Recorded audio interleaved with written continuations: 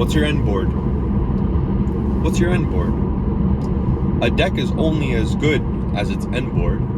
If you don't have an end board, what are you doing? You're playing a bad deck. If you simply end on 2 interactions and they're not negates, your deck is probably bad. So what's your end board? Now, a lot of people base what deck they're going to play based off of the deck's end board. And this might be a little shocking, but for example, if you think about it, if you're playing a 5-round local, let's not talk about a regional, which is like, 7 to 9 rounds or 10 rounds. Let's say you're playing a local, like a mid-sized local, you're playing 5 rounds. What are the chances of you going first or second? When you sit down against a random opponent, game 1, what are the chances of you going first or second? It's 50%. Okay. So let's say it works in your favor, right? So it's 50%. Okay, you won the dice roll. So you're going first now.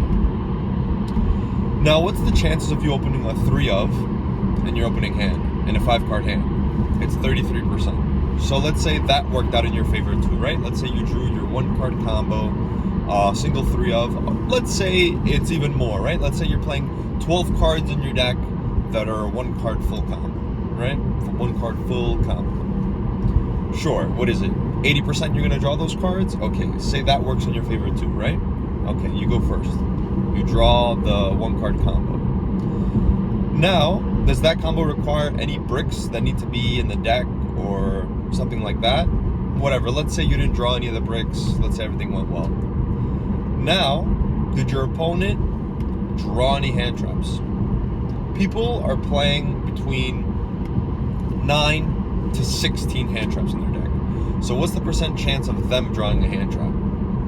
Pretty high, right? Probably higher than the percent chance of you opening your combo, if not the same. So if all those numbers check out, if everything works out, sure, your end board will be the deck's end board, right? It's gonna work out, you're gonna make your whole end board.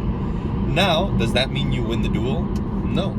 Even if all those percentages worked out and you went first, you threw a whole combo, your opponent is still drawing a card for turn, right? Your combo, if it's not summoning the Exodia, right, and obliterating your opponent, then they still have a chance to play the game, right? So you could still lose that game.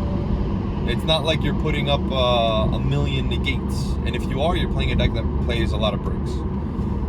So the argument of, oh, this deck is bad because it doesn't have an end board, or like, what's its end board, is sure, you might have a point, right? Maybe the deck doesn't make a crazy end board, right? Maybe the deck's end board is horrible.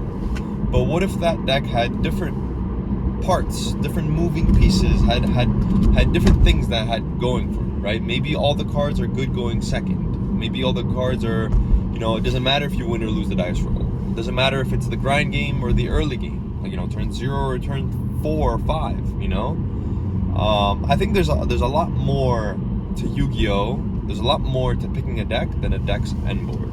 And I feel like a lot of people get blinded by that. Or a lot of people tend to pick a deck that has the best end board, or like sets up like the most negates. But people don't realize the chance of that happening is not as high as they think.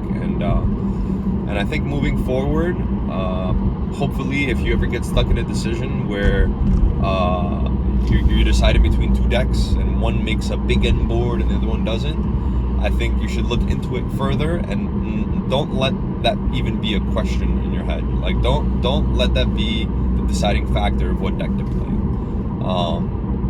There's a lot of other things that you should be looking at when picking a deck to play, and I have a bunch of tip videos that you could look at and to help you build or pick a deck for your next event.